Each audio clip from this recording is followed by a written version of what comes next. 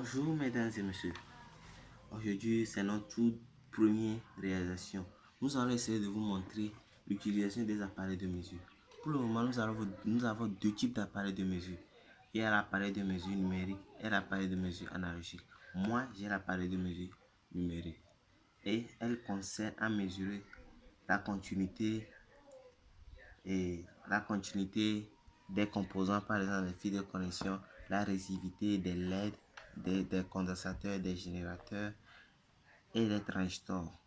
Il y a des courants continus alternatifs et des courants alternatifs continus. Ok, nous allons essayer de vous montrer la manipulation. Pour allumer, on appuie ici. Par exemple, nous allons essayer pause. Faire la continuité de ces petits fils. Pour faire la continuité, vous voyez, il y a une diode qui a été dessinée et une petite lampe. Il suffit d'incliner vers là-bas et vous prenez les deux bouts que vous tenez comme ça. Et ça, donc c'est continu. Vous voyez. Ok, voilà, je viens de couper. Mesurons, voici, il y a encore de continuité. J'ai coupé, hein. Vous voyez. Quand j'ai coupé, il n'y a plus de continuité. Donc, quand le fil est tout droit, il y a de continuité. Vous voyez. Maintenant, nous allons mesurer la résistivité d'une résistance. Sa valeur est en ohm. Donc, voilà. Il y a tous ces chiffres. Et voilà l'ohm ici. Premièrement, on en met sur 2K. On mesure.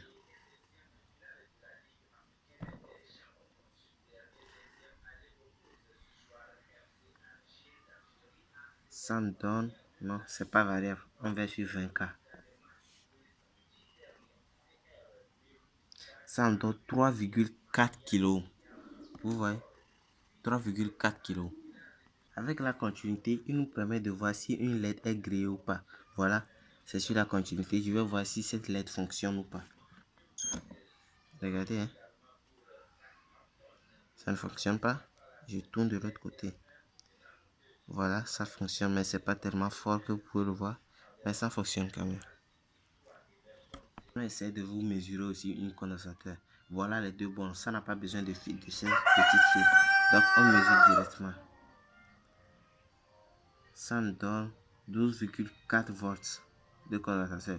Voilà, l'appareil de mesure n'est pas stable et ça dandine. Ça entre 3 et 4.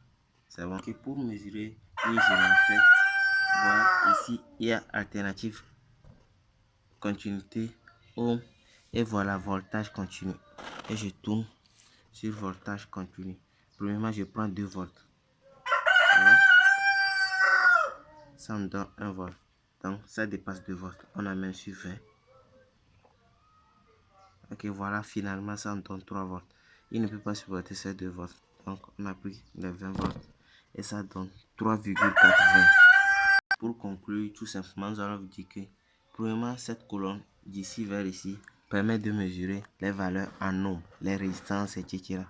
Ici, les voltages continus. Ici, la tension du secteur courant alternatif. Et ici, les transistors. Ici, les condensateurs. Ici, les courants alternatifs. Et ici, les ampéromètres alternatifs. Merci, mesdames et messieurs.